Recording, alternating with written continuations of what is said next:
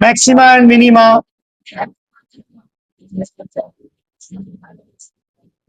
Minima of a function.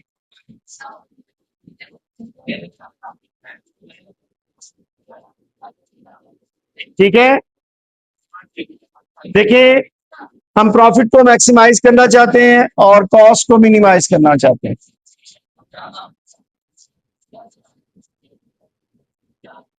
Ji clear है? ये function है, अगर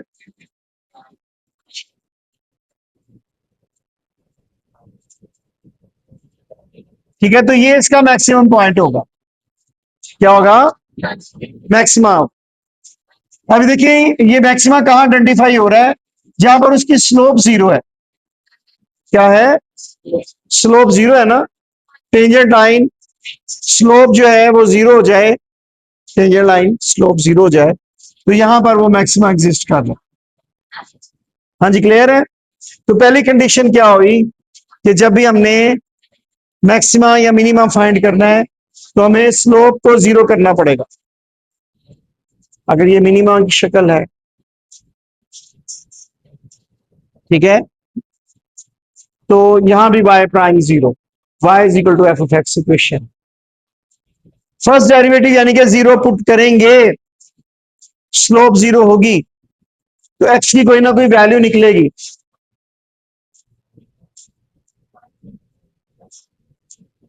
जब स्लोप जीरो होगी यानी कि फर्स्ट डेरिवेटिव जीरो होगा तो x की कोई ना कोई वैल्यू निकलेगी, वहां पर मैक्सिमा या मिनिमा एग्जिस्ट करेगा। जी क्लियर है? इस पॉइंट को हम कहेंगे, ये जो वैल्यू निकलेगी x की वो होगी क्रिटिकल वैल्यू। क्या होगी? Critical value. एक्स स्टेरिक से कह सकते हैं, एक्स सी से कह सकते हैं, शो कर सकते हैं, इवन के एक्स प्राइम से भी शो कर सकते हैं, इवन आप इसको एक्स बार भी कह सकते हैं। जी क्लियर है? लेकिन आमतौर पे ज्यादातर एक्स स्टेरिक या सी लगाया होगा या प्राइम। ठीक है, जी क्लियर होगी बात? कोई भी नोटेशन है जो यूज होती है वो क्रिटिकल वैल्यूज, उन क्रिटिकल वैल्यूज पे वो फंक्शन मैक्सिमा हो सकता है। अभी ये एक एक क्रिटिकल वैल्यू आ रही है, कुछ ऐसे ऐसे फंक्शन होंगे,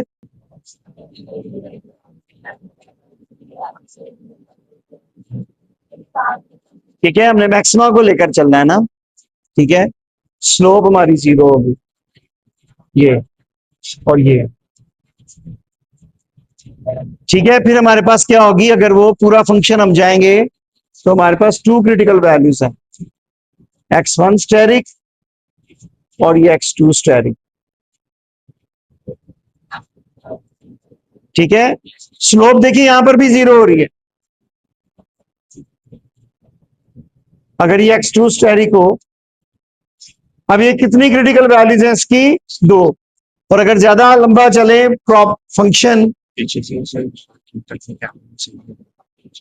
अच्छा हाँ हाँ ठीक है, थैंक यू। ज्यादातर नहीं ठीक हुई अब।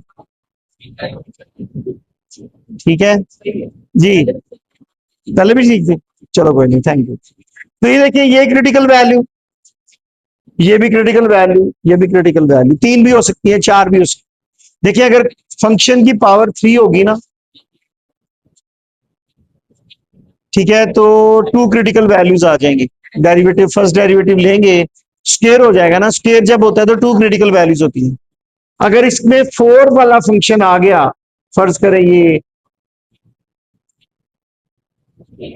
तो इसकी थ्री क्रिटिकल वैल्यूज निकलेंगी।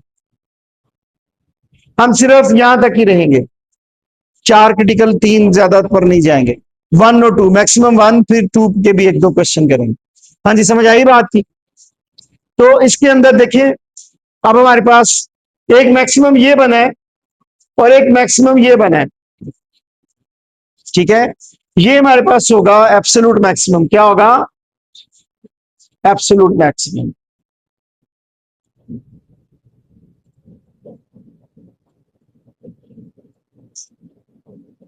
लेकिन ये रिलेटिव मैक्सिमम भी है।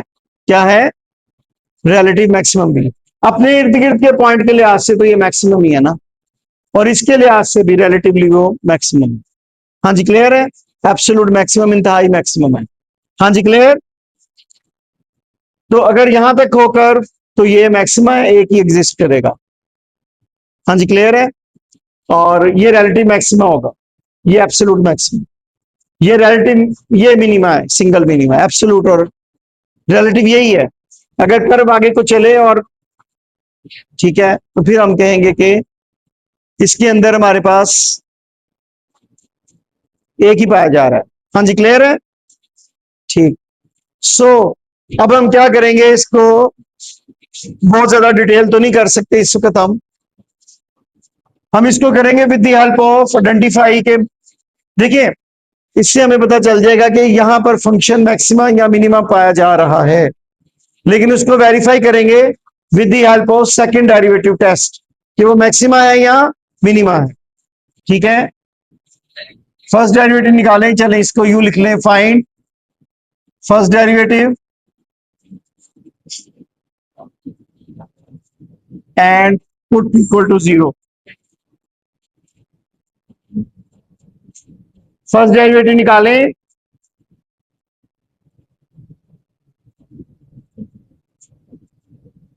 ठीक है, and find the critical value.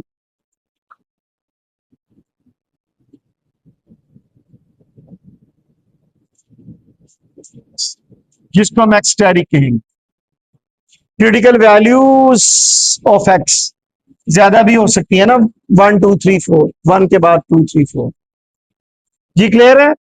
यहां तक कोई मसला तो नहीं है, ये मैंने आपको समझा दिया। अब इसमें जो सेकंड डेरिवेटिव लेना है ना इसका, फाइंड सेकंड डेरिवेटिव, ये हम पहले कर चुके हैं। वाई डबल प्राइम, ठीक है, ये वाई प्राइम होगा d2 y over D x के। सेकंड डेरिवेटिव लिया। अब आपने करना क्या है, आपने ये क्रिटिकल वैल्यू इसके अंदर पुट करनी। क्या करनी है, क्रिटिकल वैल्यू इस सेकंड डेरिवेटिव में पुट करनी।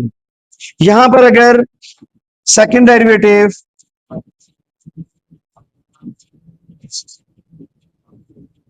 Critical value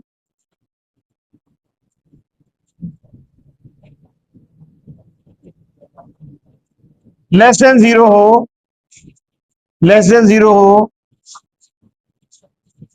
function is at relative maximum.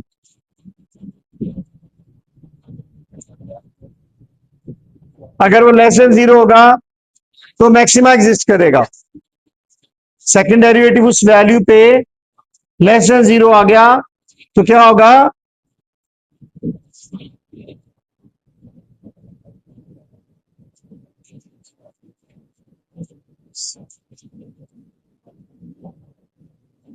X not से भी शो कर सकते हैं क्रिटिकल वैल्यू। ठीक है, ग्रेटर देन जीरो।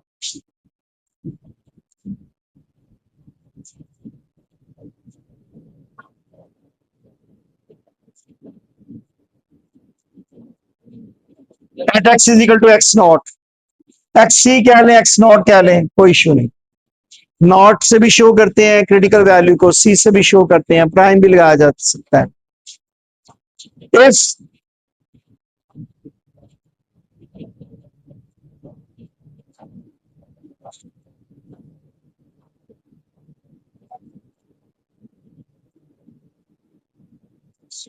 वो जीरो आ जाए, आंसर क्या हो जाए, आंसर जीरो आ जाए, then second derivative test failed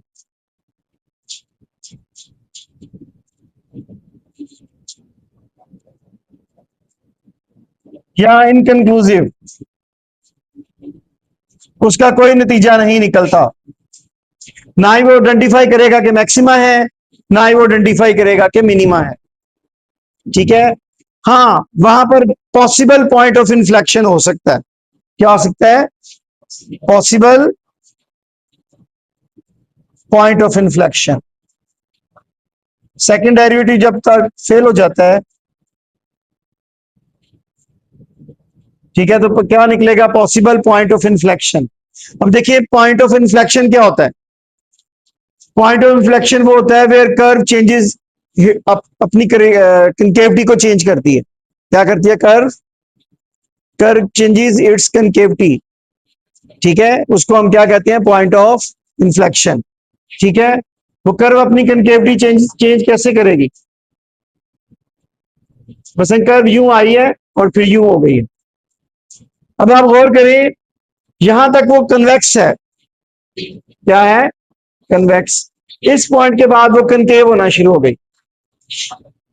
मैंने पहले बताया ना आपको कनकेव और कन्वेक्स का। ठीक है, वो अगर देखें इस तरह की शक्ल है तो वो कन्वेक्स है। ठीक है, और अगर वो यूं है तो कनकेव है। डूम शेप, ये बाउल शेप है।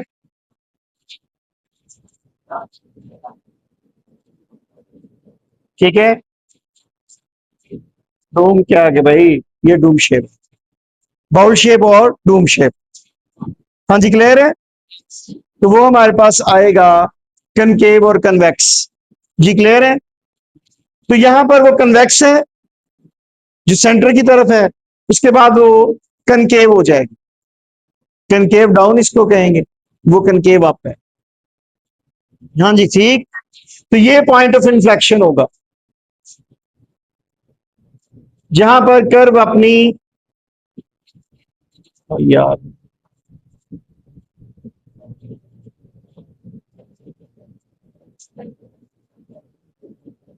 ठीक है, पॉइंट ऑफ इन्फ्लेक्शन।